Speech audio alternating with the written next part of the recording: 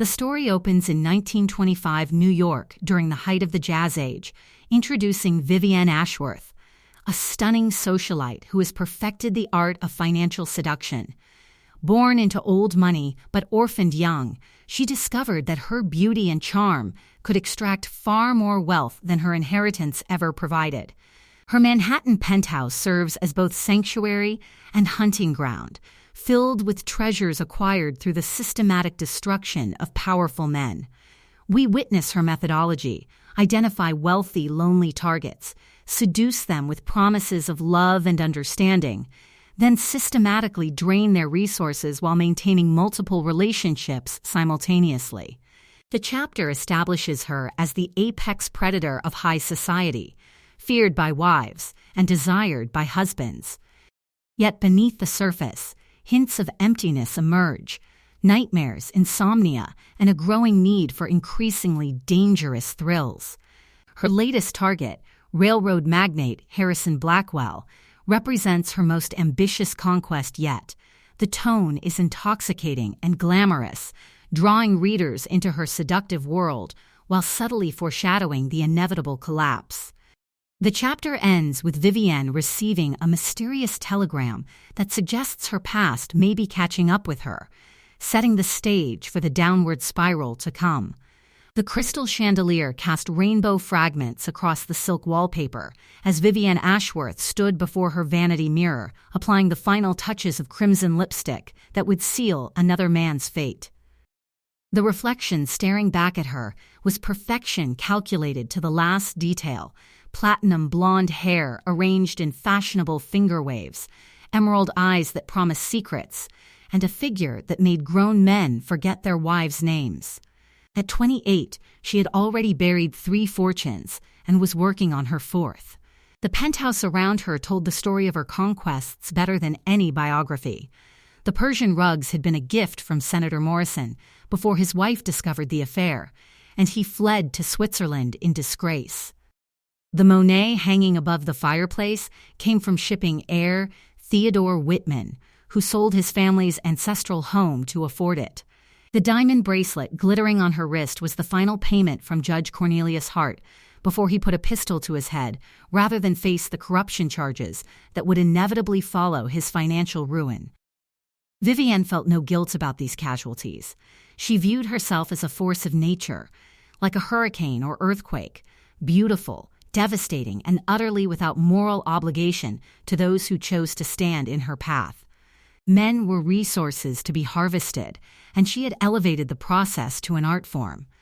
Her methodology was flawless. First, she identified targets: wealthy men trapped in loveless marriages or consumed by loneliness despite their success. She studied them like a general studying enemy fortifications, learning their weaknesses, their desires, their secret shames. Then came the seduction, not crude or obvious, but subtle as poison in wine. She positioned herself in their social circles, appeared at their clubs, attended their charity galas. She listened to their problems with infinite patience, offered comfort their wives could not provide, and slowly, inexorably, became indispensable to their emotional well-being. The financial extraction followed a careful pattern. First came small gifts, jewelry, art, exotic trips. Then, larger investments, apartments for their private meetings, business ventures that required her input, loans to cover gambling debts she encouraged them to accumulate. By the time they realized the scope of their financial exposure, they were too deeply compromised to retreat. The final phase was always the same: complete liquidation disguised as love, followed by her inevitable disappearance when their resources were exhausted.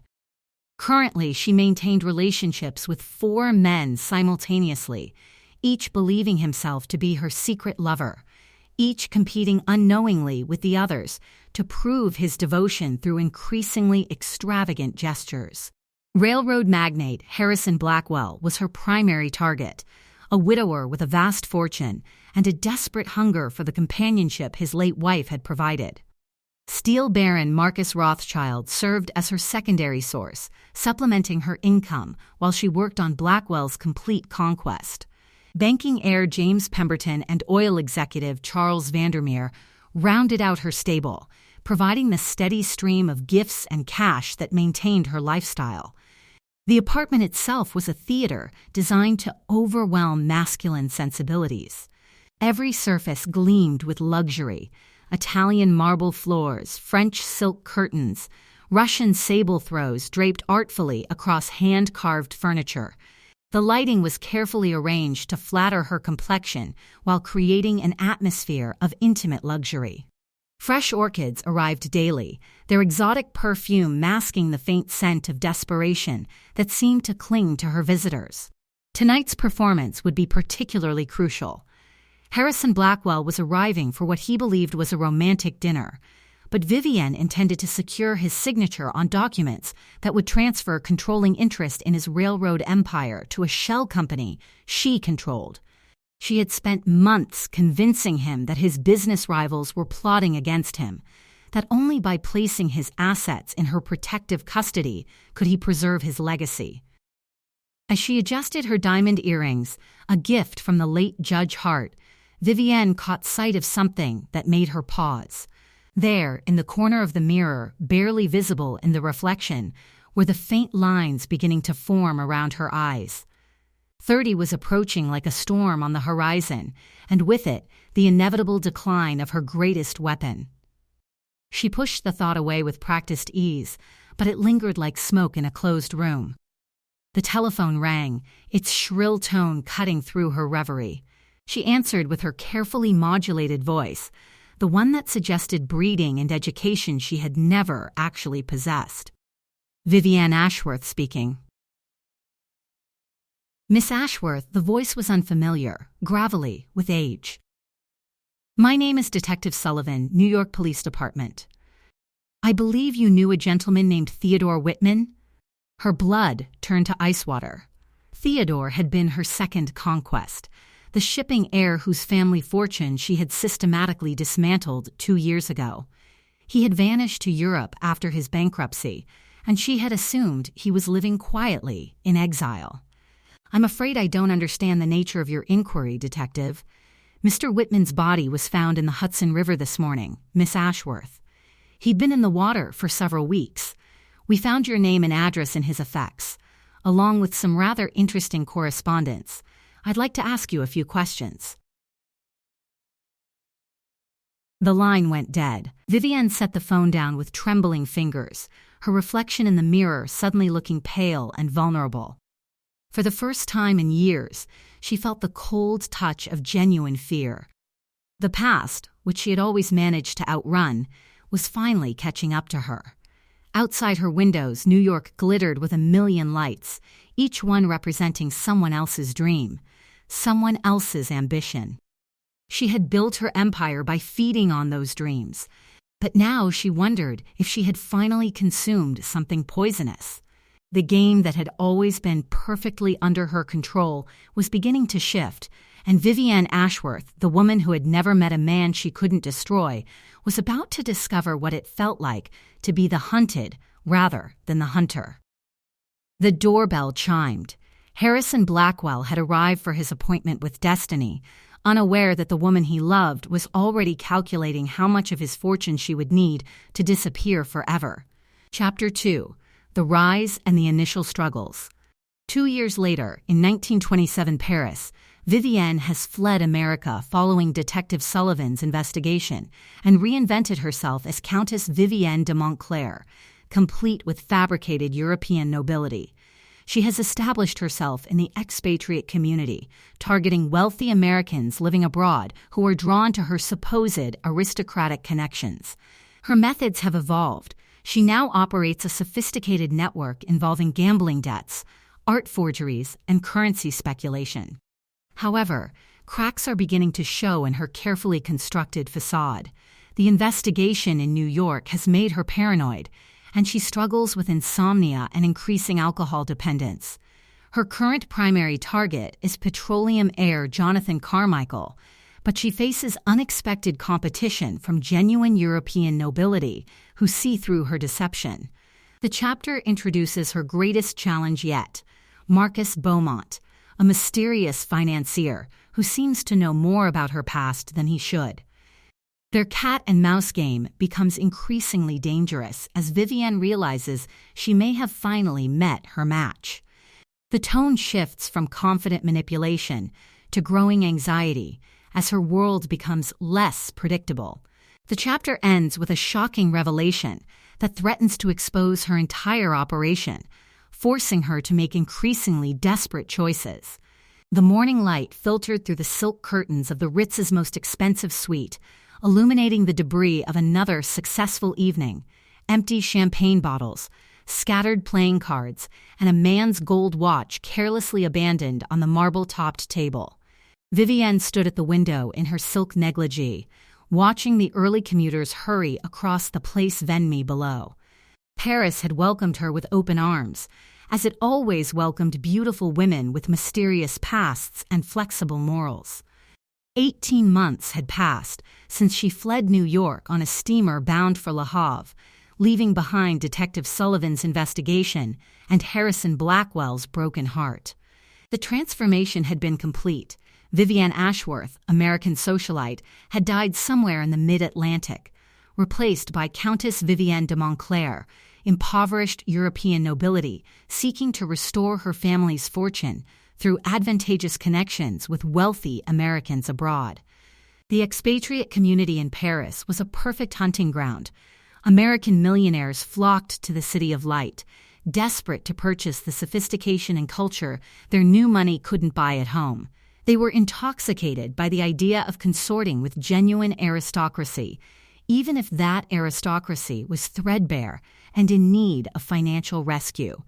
Vivienne provided exactly what they craved: a beautiful, refined countess with an ancient bloodline and pressing monetary needs. Her current apartment on the Rue de Rivoli served as both residence and theater. She had furnished it with carefully selected antiques that suggested faded grandeur, pieces that appeared valuable, but were actually clever reproductions acquired from dealers who specialized in manufacturing pedigree for the nouveau riche. The walls displayed portraits of stern-faced ancestors who had never existed, painted by struggling artists happy to create fictional family histories for the right price. The telephone rang, interrupting her morning contemplation. She answered in her carefully practiced accent, a blend of British upper-class pronunciation with subtle French inflections that suggested a cosmopolitan upbringing. Countess de Montclair speaking. "Vivienne, darling," the voice belonged to Jonathan Carmichael, her primary target for the past 6 months. "I've just received word from my broker in London. The petroleum investments you recommended have performed magnificently. I'm prepared to increase our partnership significantly." She smiled, though he couldn't see it. Jonathan was the heir to a Texas oil fortune, desperate to prove himself as sophisticated as the European elite he so admired. She had convinced him that her family's ancient connections provided access to exclusive investment opportunities unavailable to ordinary Americans. In reality, she was manipulating currency fluctuations and commodity prices through a network of corrupt brokers, ensuring that his successful investments were actually elaborate Ponzi schemes designed to transfer his wealth into her accounts. How wonderful, Jonathan. Perhaps we should discuss the details over dinner tonight?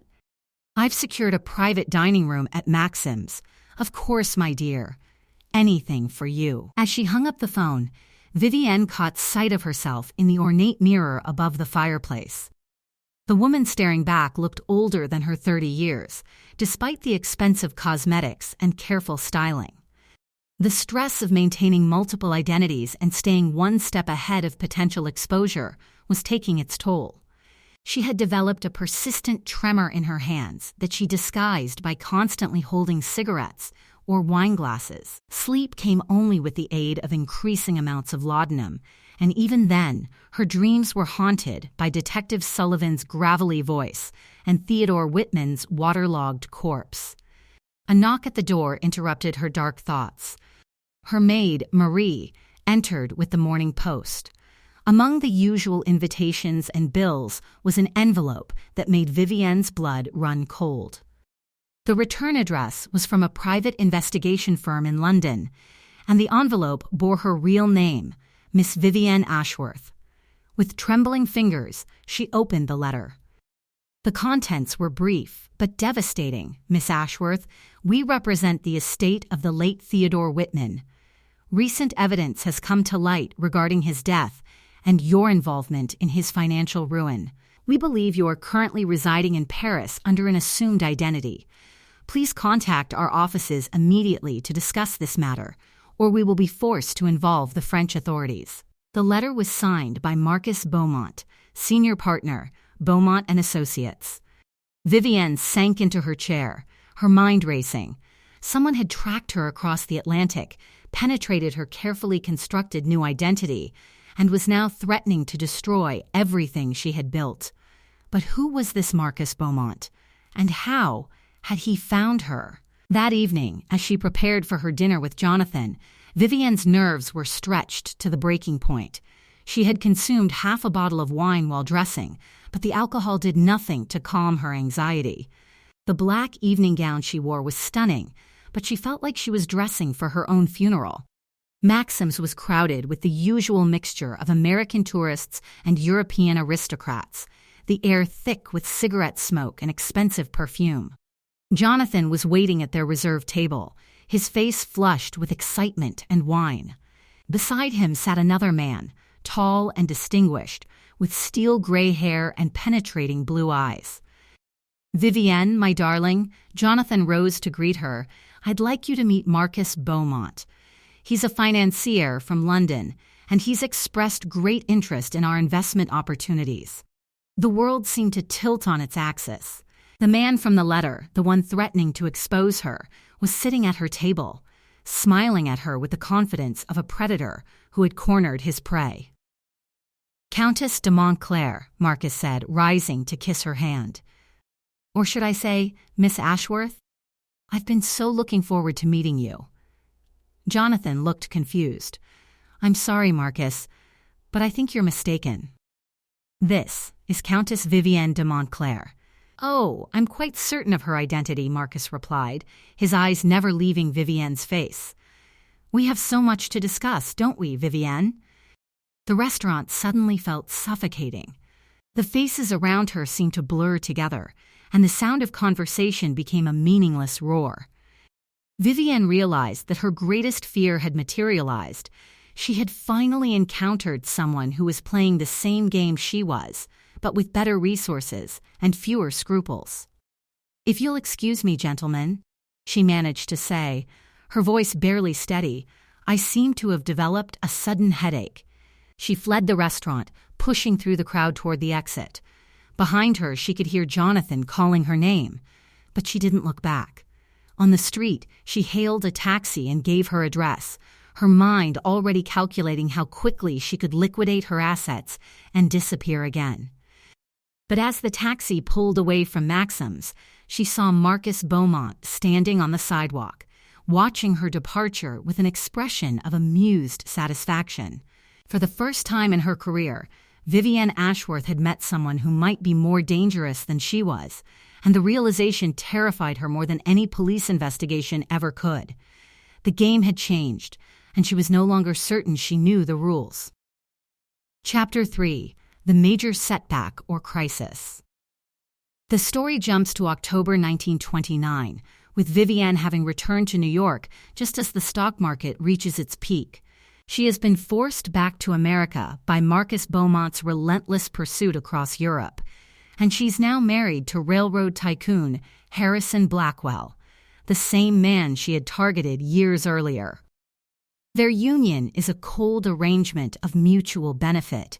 He gets a beautiful wife to restore his social standing. She gets access to his vast fortune. However, Vivienne has been secretly leveraging Harrison's assets to cover massive gambling debts and maintain her lifestyle. The chapter focuses on Black Tuesday, October 29, 1929, when the stock market crashes. As the financial world collapses around them, Harrison discovers Vivienne's embezzlement and the true extent of their exposure. The crisis is compounded when Marcus Beaumont arrives in New York with evidence of her crimes spanning multiple countries. Vivienne realizes she has been systematically outmaneuvered by someone who understood her methods better than she understood his. The chapter culminates in a desperate confrontation where Harrison, ruined and humiliated, takes his own life, leaving Vivienne to face the consequences alone. She flees into the chaos of the collapsing city, her empire finally crumbling as completely as the market itself. The ticker tape machine in Harrison Blackwell's study chattered like a mechanical death rattle, spewing forth an endless stream of numbers that told the story of America's financial apocalypse. Outside the mansion's tall windows, the sounds of chaos drifted up from the streets below, automobile horns blaring in endless traffic jams, newsboys shouting headlines of doom, and the occasional scream of someone who had just learned they were ruined. Vivienne sat in the leather chair behind Harrison's massive mahogany desk, her hands trembling as she rifled through the stack of margin calls and foreclosure notices that had arrived with the morning mail. Each envelope contained another nail in the coffin of their financial empire. The Pennsylvania Railroad stocks that formed the backbone of Harrison's fortune had lost 60% of their value in the past week. The speculative investments she had convinced him to make in Florida real estate and radio companies had become worthless overnight. But the true scope of the disaster was known only to her. Hidden in the locked drawer of her personal desk were the documents that revealed the full extent of her betrayal, forged signatures on loan agreements, unauthorized transfers of railroad bonds to cover her gambling debts, and promissory notes she had signed using Harrison's name as collateral for increasingly desperate attempts to recoup her losses at the private gaming tables of Manhattan's elite. The marriage had been a calculated move, orchestrated 18 months earlier when Marcus Beaumont's pursuit had made Europe too dangerous for her continued operations. Harrison, still infatuated despite her previous disappearance, had welcomed her back with pathetic gratitude. The wedding had been the social event of the season, cementing her position in New York society while providing access to the Blackwell fortune she had been unable to fully exploit during their earlier relationship. She had planned to drain his resources gradually, maintaining the facade of a loving marriage while systematically transferring his wealth to accounts she controlled. But Marcus Beaumont's investigation had accelerated her timeline, forcing increasingly reckless moves to stay ahead of his evidence gathering. The gambling had become an addiction born of desperation, each loss requiring larger bets to recover, each win encouraging greater risks. Now, as the American economy collapsed around them, she realized that her carefully constructed house of cards was falling faster than the stock market itself. The study door opened, and Harrison entered, his face gray with exhaustion and shock. At 55, he had aged a decade in the past week, his once proud bearing now stooped with the weight of catastrophic loss. In his hand, he carried a telegram that made Vivienne's stomach clench with dread. "It's from the bank," he said, his voice hollow. "They're calling in all our loans immediately. They want to see the collateral for the bonds you used to secure the European investments." Vivienne forced herself to meet his gaze, though every instinct screamed at her to run. "Harrison, darling, surely they can be reasoned with.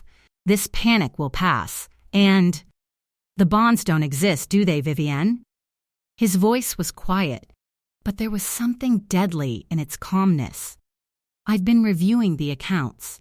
The transfers you made to cover your investment opportunities, the signatures that don't quite match mine." The mask she had worn for so long began to slip. "I don't know what you're suggesting, but I'm suggesting that my wife is a thief." He walked to the window, staring out at the chaos below. "I'm suggesting that the woman I loved enough to forgive and remarry has systematically destroyed everything my family built over 3 generations." Before Vivienne could respond, the butler appeared in the doorway, his usual composure shattered. "Sir, there's a gentleman here to see you. He says it's urgent. A Mr. Marcus Beaumont." Vivienne's blood turned to ice. She had known this moment would come, but the timing was catastrophic. With Harrison already suspicious and their finances in ruins, Marcus's arrival would be the final blow. "Send him up," Harrison said, never taking his eyes from the window. Marcus Beaumont entered the study with the confidence of a man who held all the winning cards. He was impeccably dressed despite the chaos outside, his silver hair perfectly groomed, his blue eyes sharp with intelligence and something that might have been amusement. He carried a leather briefcase that Vivienne knew contained the documentation of her crimes. "Mr. Blackwell," Marcus said, extending his hand. "I'm sorry we're meeting under such unfortunate circumstances." Harrison turned from the window, his face a mask of resignation. "You're the investigator, the one who's been tracking my wife's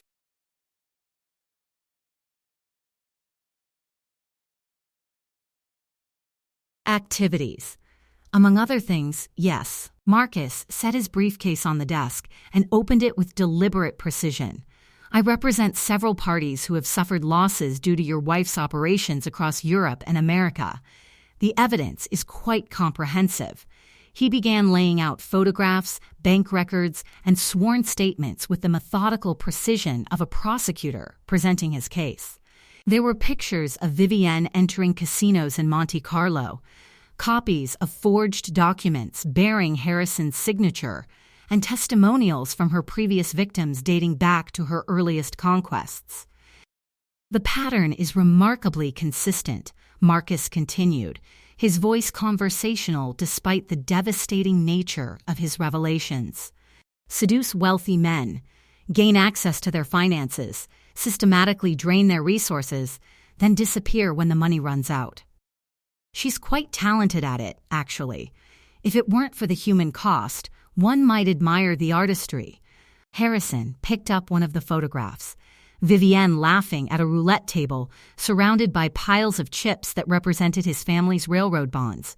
His hands shook as he set it down. "How much?" he asked quietly. "Everything," Marcus replied. "Your wife has mortgaged, borrowed against, or outright stolen virtually every asset you possess. The railroad stocks, the real estate, even your mother's jewelry. All of it has been used as collateral for debts that now exceed your total worth by several $1,000,000. Vivienne finally found her voice. "Harrison, you must understand, I was trying to protect us. The investments were sound, but the market—" "Stop." Harrison's voice cut through her explanation like a blade.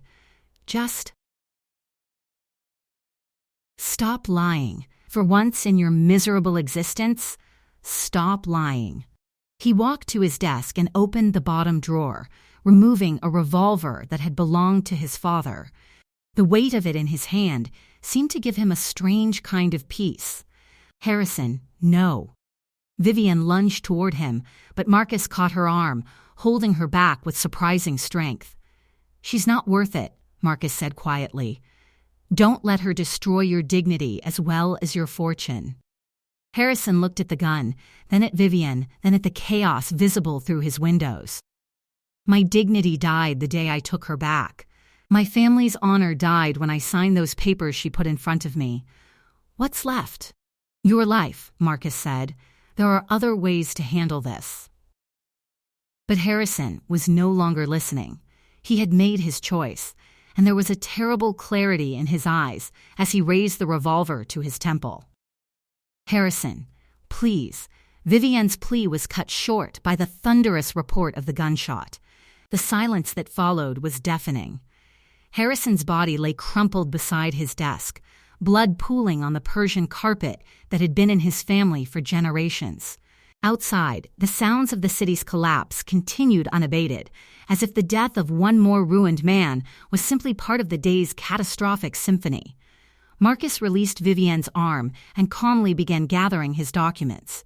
"The police will be here soon. I suggest you use whatever time you have left to consider your options very carefully." Vivienne stared at Harrison's body, feeling something she hadn't experienced in years, genuine horror at what she had become. But the emotion was quickly overwhelmed by survival instinct. She grabbed what cash she could find in Harrison's desk and fled the mansion, leaving behind the wreckage of another life she had destroyed. As she disappeared into the panicked crowds of Wall Street, the great fortune of the Blackwell family died with its last heir, another casualty in the war between greed and human decency that Vivienne had been fighting, and losing, for longer than she cared to remember.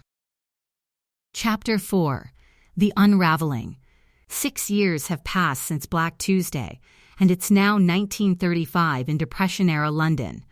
Vivienne has been living under various false identities, moving from city to city as Marcus Beaumont's investigation continues to close in on her. Her beauty has faded from stress, poor nutrition, and increasing alcohol dependence. She now operates at the lowest levels of society, running small-scale cons on desperate men in boarding houses and cheap hotels. The chapter explores her psychological deterioration as she struggles with guilt over Harrison's suicide and the growing realization that her actions have consequences beyond her own survival. She attempts one final major score by targeting Sir Reginald Pembroke, an elderly British aristocrat with a gambling problem, but the plan goes catastrophically wrong when she discovers he's already been ruined by other con artists. The twist comes when she learns that Marcus Beaumont has been systematically warning her potential victims not to protect them, but to force her into increasingly desperate situations. She realizes she's been the subject of a long-term psychological experiment designed to break her completely. The chapter ends with her confronting the reality that she has become everything she once despised, powerless, desperate, and utterly alone. The rain against the grimy window of the boarding house room sounded like fingernails scratching against glass, a constant reminder of the cold, gray world that had become Vivienne's prison. She sat on the edge of the narrow bed, staring at her reflection in a cracked mirror propped against the opposite wall. The woman looking back at her was a stranger, hollow-cheeked, with dull eyes and hair that showed gray at the roots, despite her attempts to maintain its blonde color with cheap dye from the chemist's shop. 6 years had passed since Harrison's death. 6 years of running from city to city, identity to identity, always one step ahead of Marcus Beaumont's relentless pursuit.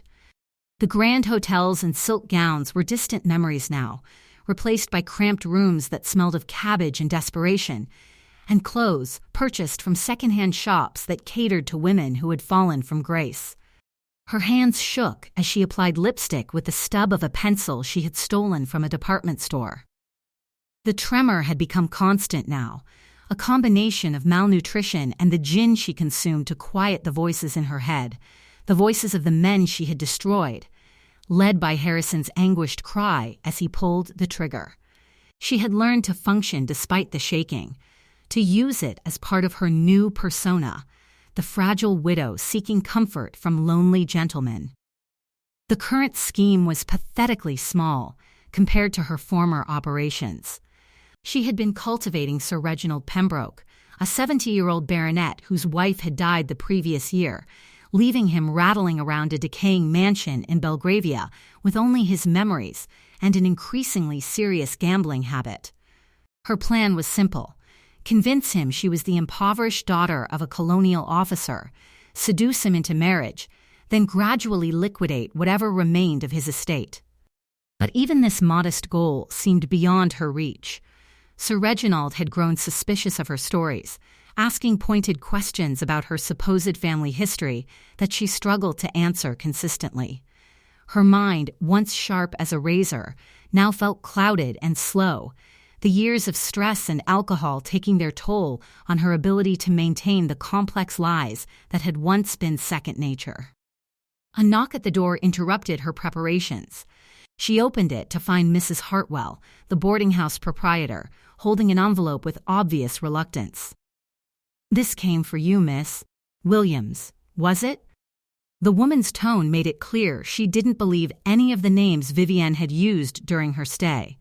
The envelope bore no return address, but Vivienne recognized the expensive paper and precise handwriting immediately. Marcus Beaumont had found her again. Inside was a single photograph and a brief note. The photograph showed Sir Reginald leaving his club, but he wasn't alone. Walking beside him was a younger woman, well-dressed and beautiful, her arm linked through his with obvious intimacy. The note was characteristically brief. Lady Catherine Morrison, age 28, professional companion. Sir Reginald's finances were depleted 3 months ago. Thought you should know.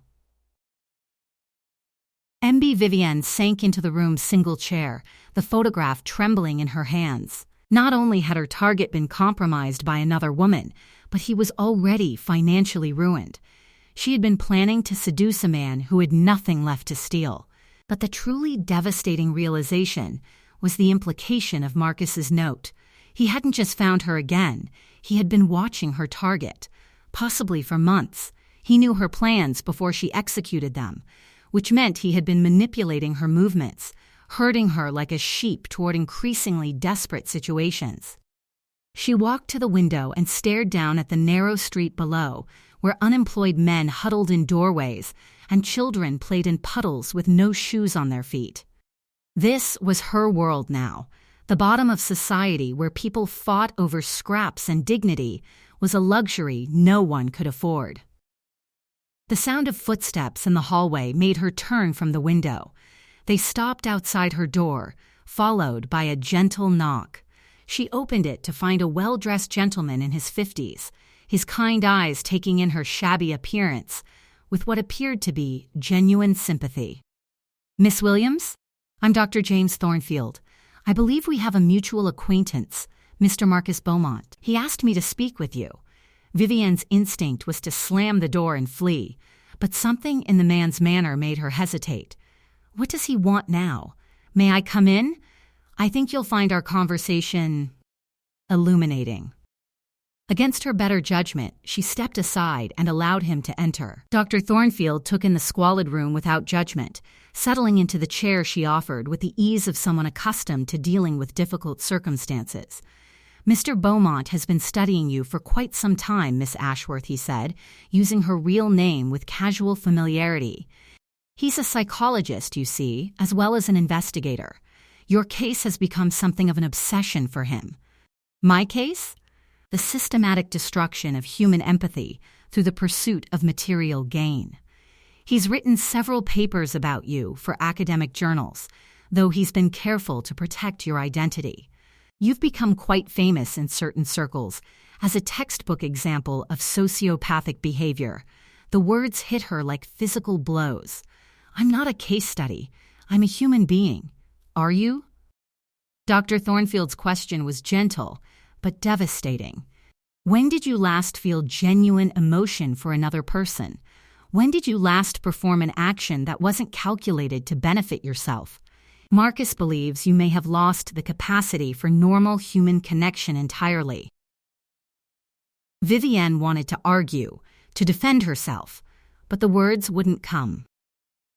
She thought of Harrison's face in those final moments, of the genuine love in his eyes even as he realized what she had done to him. She thought of all the others, Arthur, Theodore, Jonathan, men who had loved her as completely as they were capable of loving anyone, and whom she had destroyed without a moment's hesitation. "He's been protecting them, hasn't he?" she whispered. "All my targets. He warns them. Not to save them," Dr. Thornfield replied. "To observe what you would do when your usual methods failed, to see how far you would descend when forced into increasingly desperate circumstances." The full scope of her situation became clear. Marcus Beaumont hadn't been trying to capture her. He had been studying her, using her own predatory instincts against her, watching her deteriorate like a specimen in a laboratory. She was no longer the hunter. She had become the hunted, the observed, the subject of someone else's cruel experiment. "What happens now?" she asked, her voice barely audible. Dr. Thornfield stood and walked to the door. "Now, Miss Ashworth, you discover what it feels like to be completely powerless. Marcus will be in touch when he's ready for the final phase of his study." After he left, Vivienne sat alone in the gathering darkness, finally understanding the true cost of the life she had chosen. She had spent years believing she was in control, that she was the predator in every relationship, the one who held all the power. But power, she now realized, was just another illusion, and she had been dancing to someone else's tune for longer than she cared to admit.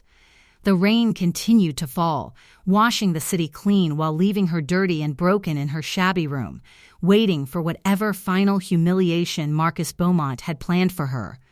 Chapter 5: Resolution and Final Reflection.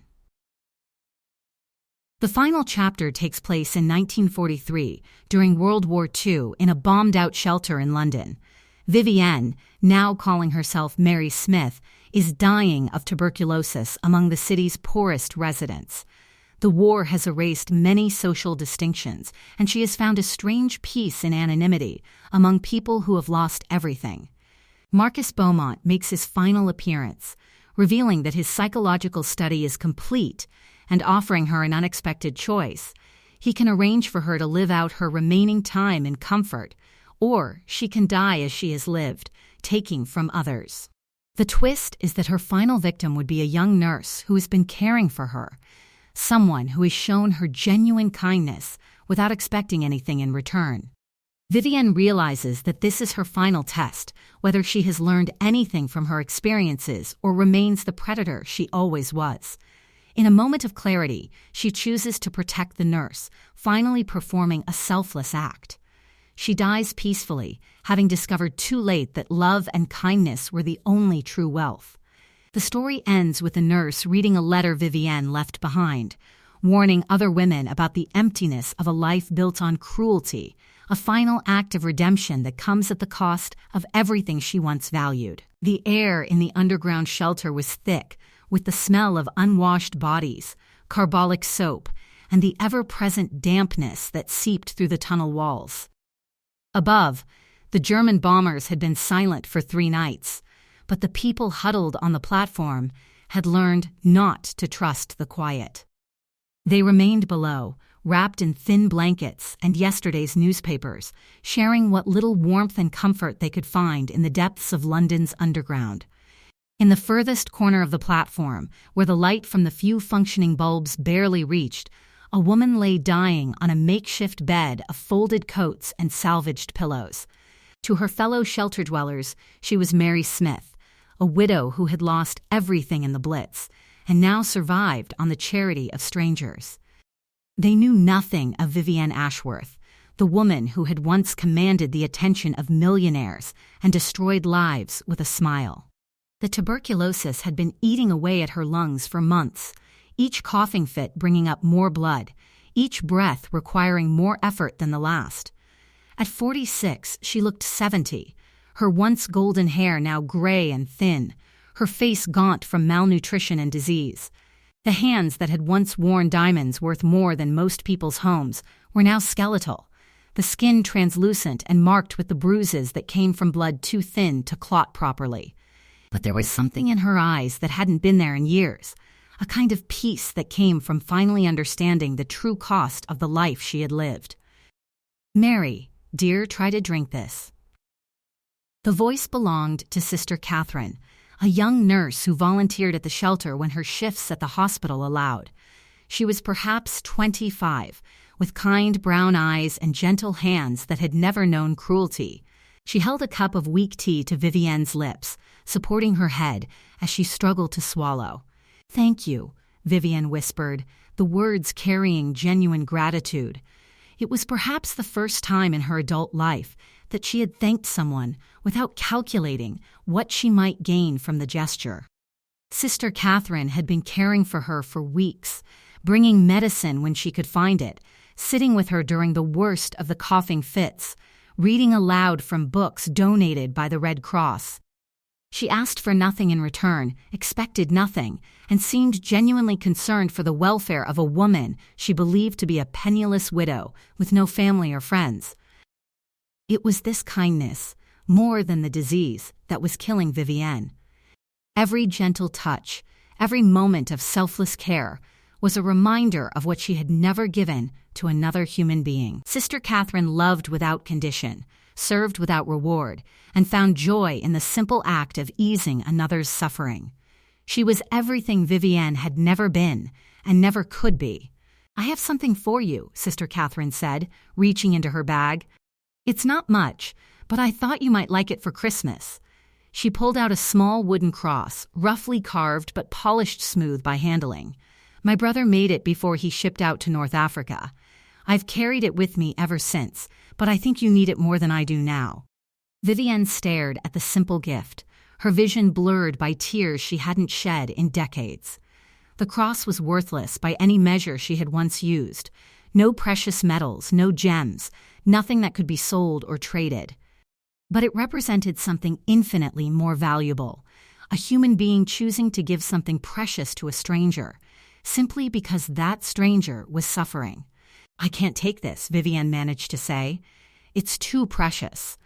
"Nothing is too precious to share with someone who needs it," Sister Catherine replied. "That's what my brother used to say. He's been missing for 6 months now, but I still believe he's coming home.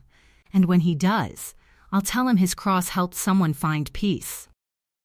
As Sister Catherine placed the cross in her hands, Vivienne felt something break inside her chest. Not her diseased lungs, but something deeper and more fundamental. It was the wall she had built around her heart, the barrier that had protected her from feeling anything for anyone else. As it crumbled, she was flooded with the weight of every life she had destroyed, every heart she had broken, every person she had reduced to a resource to be consumed. "Sister," she whispered, gripping the young woman's hand with what little strength remained to her. "There's something I need to tell you, something important." But before she could continue, a familiar voice spoke from the shadows beyond the platform's edge. "I wouldn't.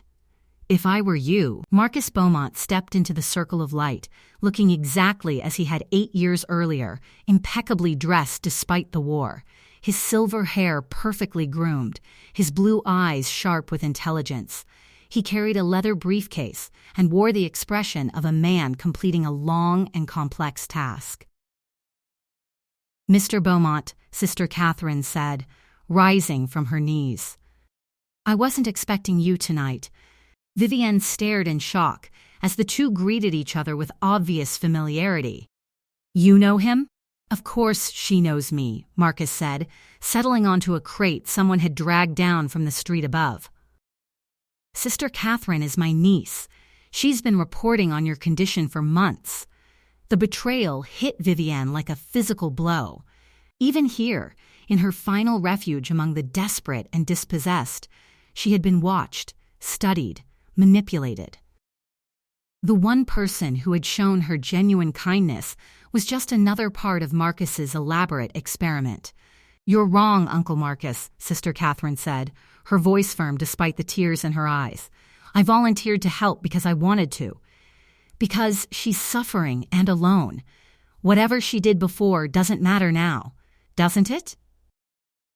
Marcus opened his briefcase and began laying out photographs on the makeshift table beside Vivienne's bed. "These are the men your patient destroyed, Catherine.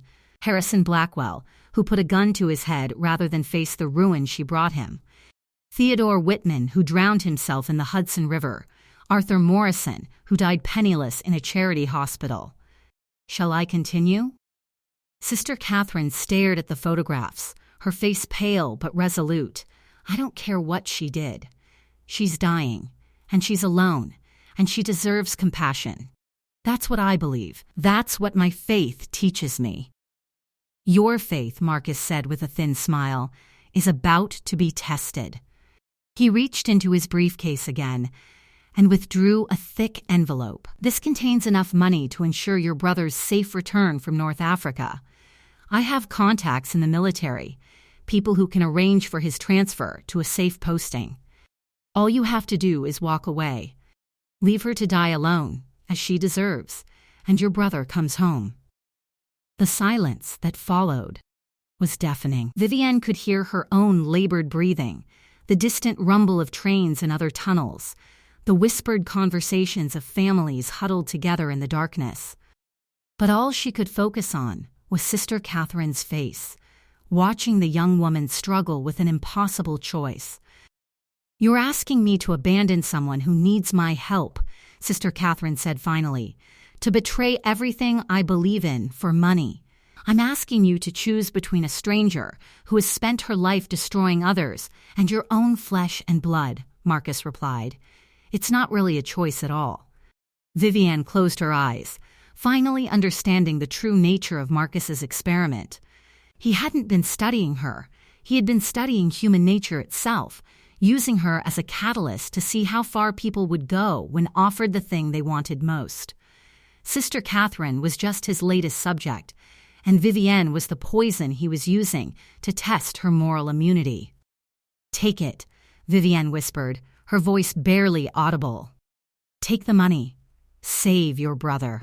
Sister Catherine looked down at her, confusion and pain warring in her expression. Mary, what are you saying? I'm saying that some people are worth saving, and others aren't. Your brother is a good man fighting for his country. I'm a dying parasite who has never done anything worthwhile in her entire life. Take the money. No. Sister Catherine's voice was quiet but absolute. I won't abandon you. I won't become the kind of person who puts a price on compassion. She turned to Marcus, her young face set with determination that reminded Vivienne painfully of her own lost innocence. Keep your money, Uncle. My brother will come home because he's strong and clever and lucky, not because I sold my soul to buy his safety. Marcus stared at his niece for a long moment, then slowly returned the envelope to his briefcase. You disappoint me, Catherine. I thought you were more practical than that, and you disappoint me, she replied. I thought you were better than this. As Marcus gathered his things and prepared to leave, he paused beside Vivienne's bed. Well, Miss Ashworth, it seems my experiment has reached its conclusion. My niece has passed her test, though not in the way I expected. And you finally encountered someone whose goodness you couldn't corrupt. Why? Vivienne asked, the word torn from her throat like a piece of her soul. Why did you do this to me? To her? Because I wanted to understand what happens when an irresistible force meets an immovable object, Marcus replied. You were the force, selfish, destructive, consuming everything in your path. She is the object, selfless, constructive, giving everything she has to help others. I wanted to see which would prove stronger. And? Marcus looked at Sister Catherine, who had returned to her place beside the bed, holding Vivienne's hand despite everything she had just learned. Goodness wins. It always wins, in the end. The question is whether it wins in time to save anyone. After he left, the shelter fell quiet except for the sound of Vivienne's labored breathing. Sister Catherine sat beside her, still holding her hand, still offering comfort to a woman who had spent her life taking it from others. Why didn't you take the money? Vivienne asked. Your brother will come home, or he won't, Sister Catherine said simply, but I'll still be the person I choose to be, regardless of what happens to him. That's the only thing we really control, who we are in each moment. As dawn broke somewhere above the underground tunnels, Vivienne felt her strength ebbing away like water from a broken vessel. But for the first time in her life, she felt something approaching peace. She had finally encountered genuine love, not the desperate need she had inspired in her victims, but the selfless care of someone who asked nothing in return. With her last breath, she whispered words she had never spoken before and meant, "Thank you for loving me." Sister Catherine found the letter the next morning, tucked under the wooden cross Vivienne still clutched in her lifeless hands. It was written in a shaking hand on paper torn from a prayer book. To any woman who reads this, I spent my life believing that power and wealth were the only things that mattered. I was wrong. The only wealth that lasts is the love we give and receive. The only power that matters is the power to help others. Don't make my mistakes. Don't waste your life taking from others when you could be giving. There is no fortune great enough to fill an empty heart, and no poverty deep enough to diminish a loving one. Learn this before it's too late. Learn this while there's still time to matter. Sister Catherine kept the letter for the rest of her life, sharing its message with countless other women who had lost their way. It became, in its small way, Vivienne's only lasting contribution to the world, a warning written in her own blood, a final act of love from someone who had learned its value too late to save herself, but just in time to save others. The cruel mistress was dead, but her last gift lived on, the knowledge that redemption is always possible, even for those who believe they are beyond saving, and that sometimes the greatest wealth comes from having nothing left to lose.